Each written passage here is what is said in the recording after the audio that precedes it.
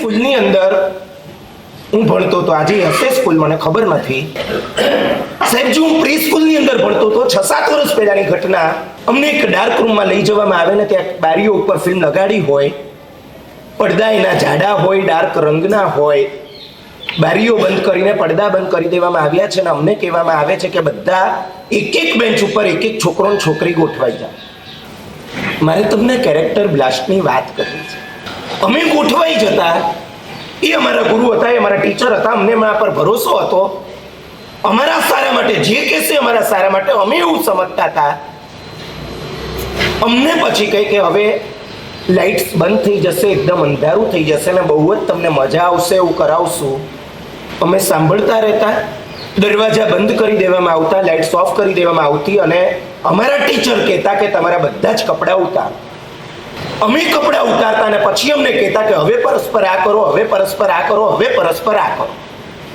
પછી અમને કહેતા કે હવે કપડાં તમારા પહેરી લો, હવે લાઇટ્સ ઓન થઈ જશે. અમે કપડાં પહેરી લેતા, લાઇટ્સ ઓન થઈ જતી ને ટીચર્સ અમને કહેતા કે આ વાત કોઈને પણ કહેવાની નહીં, તમારા મમ્મી પપ્પાને પણ કહેવાની. છોકરાએ મને વાત કરી કે મેં ઘરે જઈને મમ્મીને વાત કરી દીધી કે મમ્મી ત્યાં અમને આવું કરાવડાવ્યું છે. મમ્મીએ મને તરત એ સ્કૂલમાંથી ઉઠાવ્યો, બીજી સ્કૂલની અંદર મૂક્યો ને એ સ્કૂલની અંદર પણ આવું જ કરાવતા. અમદાવાદમાં એક યુવાન મને મળ્યો, મને કહ્યું કે એક પ્રી સ્કૂલની અંદર જૈનોના વિસ્તારની અંદર જૈનોના દીકરાઓ જે મેક્સિમમ ભણે છે એવી એક પ્રી સ્કૂલની અંદર મારે જવાનું થયું ને એ સ્કૂલની અંદર એક એક છોકરા છોકરીને સામસામે બેસાડીને એમની પાસે કુચેષ્ટાઓ કરાવતા હતા. અને મેં પેલા સંચાલકને પૂછ્યું કે આ બાળકો, એને બીજું તો શું કહેવાય, મેં એને જુદી રીતે પૂછ્યું કે બાળકો એમાં શું સમજે, અને એણે કહ્યું કે બાળક છે, જોશે, કરશે, શીખશે. અમદાવાદમાં એક યુવાન મને મળ્યો ને મને કહ્યું કે બહુ હાઈફાઈ તેની સ્કૂલ કહેવાય ને સ્કૂલની અંદર મારી દીકરી ભણે છે, પહેલા ધોરણની અંદર છે ને મારા ઉપર મેસેજ આવ્યો, તમારા સંતાનને અમે બાયોલોજીકલ નોલેજ આપીએ છીએ. પૂછતા નથી, અમે ઇન્ફોર્મ કરીએ છીએ. પહેલા ધોરણની અંદર તદ્દન હાનિકારક, તદ્દન નીચ કક્ષાનું, તદ્દન વલ્ગર, જેને શિક્ષણ જ ના કહેવાય, આપણા છોકરાને બગાડવા એમનું સ્ટેટસ છે, આપણા છોકરાઓને નીચે ઉતારવા એમનું સ્ટેટસ છે, આપણા છોકરાઓના કપડાં ઉતારવા એમનું સ્ટેટસ છે, આપણા છોકરાઓને નાની ઉંમરથી કુચેષ્ટાઓના ભોગ બનાવી દેવા, નાની ઉંમરથી એમને બરબાદ બનાવી દેવા, આખી જિંદગી એમની ઉજળી જાય, શરીરથી નખાઈ જાય, મનથી નખાઈ જાય, મગજ એમનું સડી જાય, ડગલે ને પગલે વલ્ગર ચેષ્ટાઓ કર્યા વગર રેની એવા કાવતરા, એવા ષડયંત્રો આપણને બરબાદ કરવા માટે કદાચ એમના ઉદ્દેશ્યો નથી.